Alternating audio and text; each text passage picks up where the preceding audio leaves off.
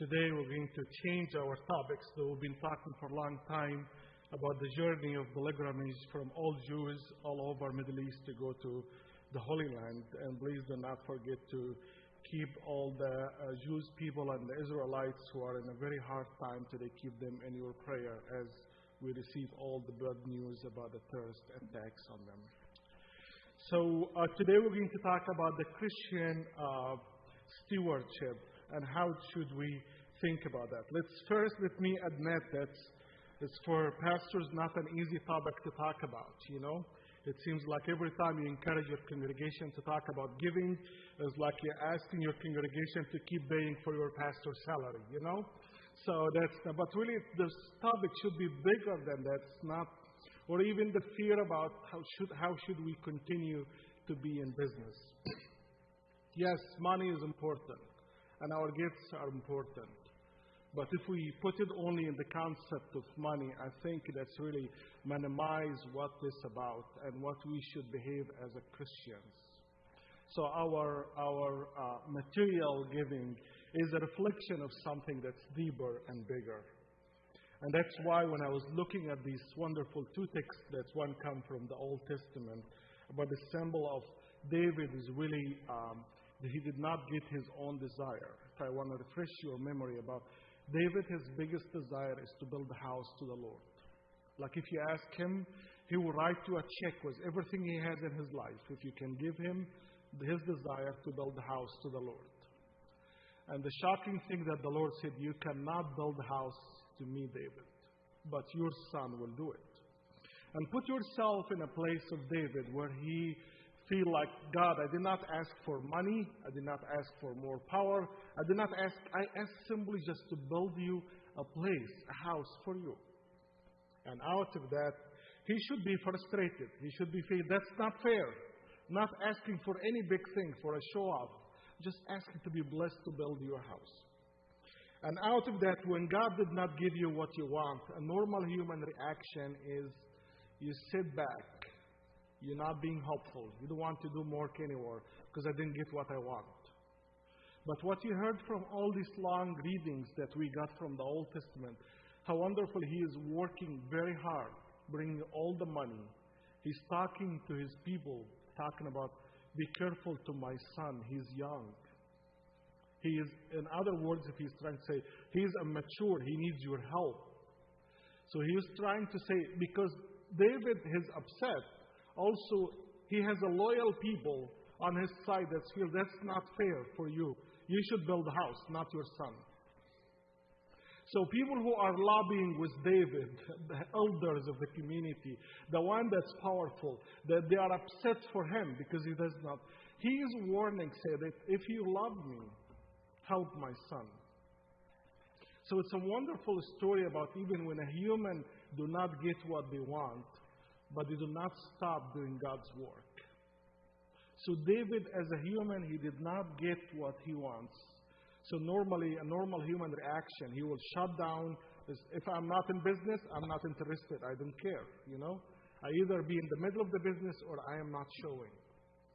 But David actually, when we read the whole story, he's preparing all the silver and the gold and the materials and everything for the sake of helping his son to achieve that. And the most beautiful thing, the way he opened it, he tells the elders, the leaders of the Israelites, telling them, please be gentle with my son. He's an experienced son.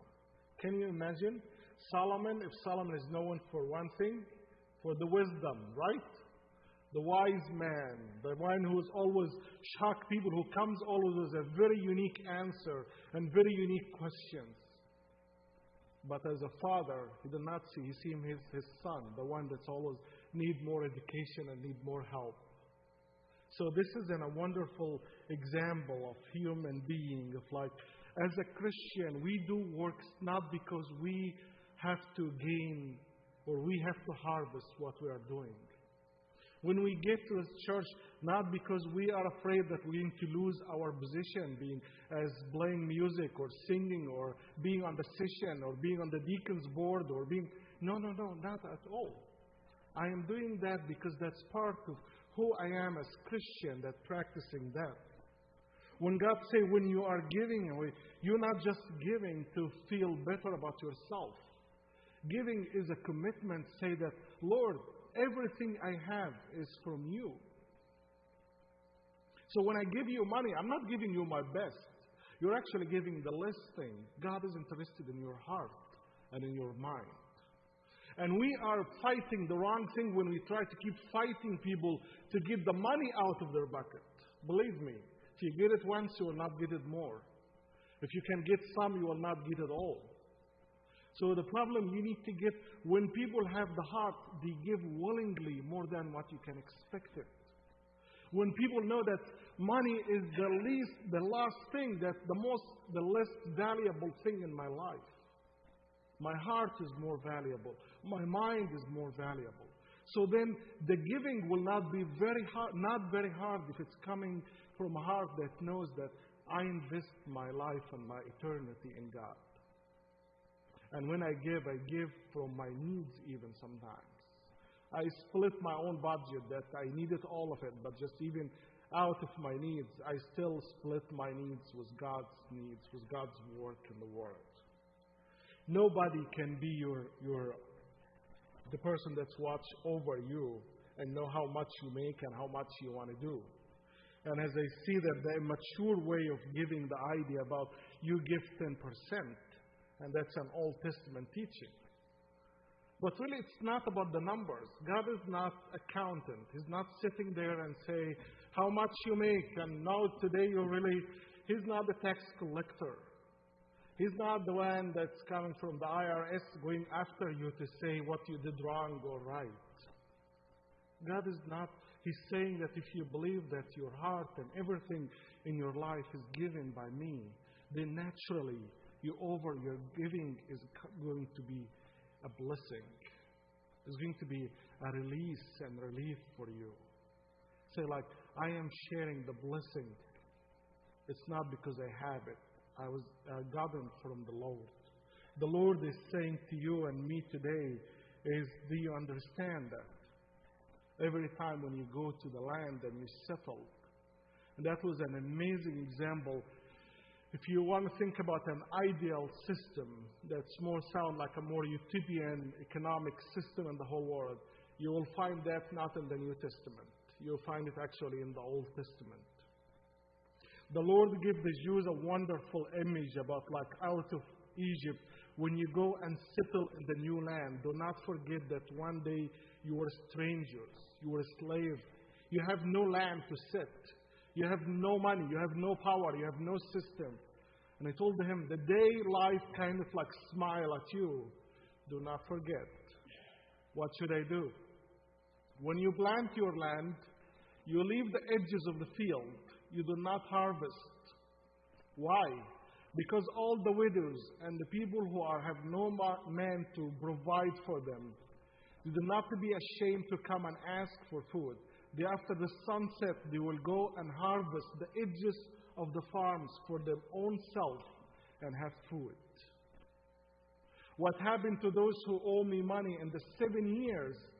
Every 7 years, everybody who owe you money, you set them free so they can start the cycle of new life again. And when you think about all these wonderful details, it sounds more unrealistic way, but that's what God told the Israelites. Why? It's not because they want to make I didn't think that God was a socialist, right? That's what would be our fear. Like that sounds like a socialist system here. But really, when God is pushing us to give, He was to remind us to remember who is in charge. When God is reminding us to give, to say like, you prosper not because you were too smart. It's good that you are a hard worker. It's good that you use your mind and your science and all of that. But remember that God is in charge of the whole game. God is the one aware about the ins and outs of everything. So when we are giving, actually giving is a practice of really where our heart is. Is our heart in money or in something bigger? When we give, it's remind us to discipline ourselves from not being so full of ourselves and know that I did all the fortune in my life, my house, my money, all the material thing, because I was too smart, and I did it, and I know how to play it. Yes, with all these gifts, without God's help, you will not be where you are today. So giving to the Lord is a wonderful example of to remind yourself to be humble, to remind yourself that I am responsible, to remind yourself that God has no feet, but God can see, people can see God's action through your gifts, material gifts and spiritual gifts. The Lord is here to say that people, show the Lord, the world how you love me. So when you give that, you remind yourself that God is in the center of everything in my life. God is disciplining me from not letting myself to be out of control. God is teaching me the value of to be humble when to give and humble when you receive. So the story that we read in the Old Testament goes on the other hand with the story that we read in the New Testament about this new movement, this group that we call the apostles. And when you see the story in the book of Acts, you see the story of wonderful, like people get together in harmony. It looks like, wow, I wish we could go back and live this like a wonderful church. Sorry to tell you, that's not the only image. There's a lot, if you keep reading in the Acts, you will see a lot of troubles between the apostles. But the first impression you will get, like, wow, everybody in harmony, and they're together, they're eating, they're sharing, everything is like, wow, that's like heaven on earth. Are we called to be this way? What they were doing? They were following the apostolic teaching. They were doing what we call in Greek koinonia, which is fellowship. They were doing the breaking of the bread. And last and not least is prayers. Wow, that sounds like an ideal image of any Christian community. But God really is talking to them to remind them how to be in this way. So when they give out of love and care for each other. And at this time, too, early Christians believed that Christ was coming literally in their time. So it was the idea of selling everything out of their innocent way and simple way of thinking. They were actually selling everything because Christ was literally coming in their time. Are we supposed to sell everything and just live on the street? No, I didn't think that's what the Lord is asking us to do. But He's just asking us to be in harmony with each other and understand that when people come together, they start to value the idea of love and reflection. They say, like any community, I don't care if it's called Presbyterian, Lutheran, Methodist, Catholic, any others, but they say if you want to define a true Christian community, you have to define them through these pillars. The pillar of following Christ's teaching and apostolic teaching. The pillar of really being in koinonia, fellowship, where people are really there, even they have differences. But the idea of loving and caring about the world and about the community is in the center area. People forgot that we get different about how we care, but we should not sacrifice the idea that we care. We can hear if we have a committee, and we know as Presbyterian we are famous for that, you know.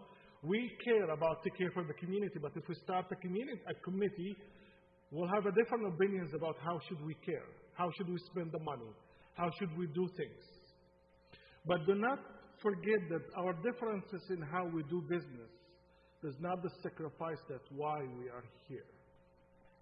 And we are allowed to be different about how we spend the money. What is the priority? Which needs more that we need to, that's okay. That's a very healthy way. We are not supposed to be here one voice and everybody is agreeing on everything. But we have to have the core of our fellowship that we are standing on it is the love and understanding and respect. So that's what he's talking about. This group is ideal, not because they're agreeing on everything. This group is ideal not because they have everything. Actually, they are very poor. Actually, they are very tiny. Actually, they are nothing. They are just a little kind of like weird group that's like 10 or 12 people just meeting in a small hidden houses and in a hidden ways. They are nothing compared to all established religion like Judaism or other. But what's make them stronger than all these big religions and big organizations is they were honest and they really love each other and care about each other. They care about the idea that we can actually look at each other's needs and say, I care and I share. That I hope that maybe the way I'm caring and sharing that can help somebody. And knowing that caring and sharing go in a circle. So today I give, tomorrow I receive. Today I receive and tomorrow I give.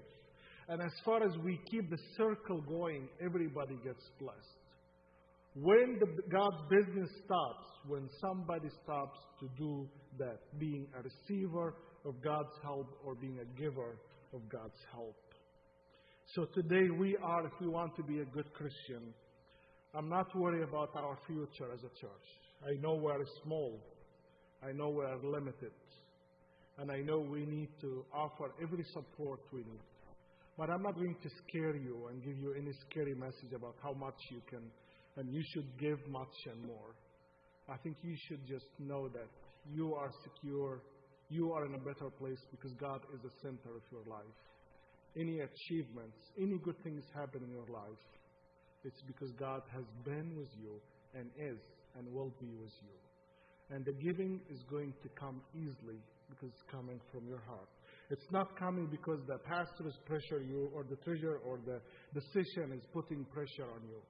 It's normally because it makes you, at the end of the day, makes me part of the Christian community. Makes me part of this family. When I see needs, I'm not waiting for somebody to find out about how much I make. I do it, even if I give most of what I make or not. It's my own heart, my own feeling. You do not need somebody to nudge you to do it. You need just somebody to remind you that everything you have in your life is a gift from God. And out of this gratitude, you just want to show how much you want to care and love about the whole world. This is the true church, the church that stands on the teaching, on the fellowship, the koinonia, on the breaking of the bread, and the prayer, not only through words, but the prayer through actions and deeds. And I pray that the future of this church is secure because God is here and will continue through whatever feature, through whatever way, through whatever money will come or not. God is in the center and He is and will take care of us. Amen.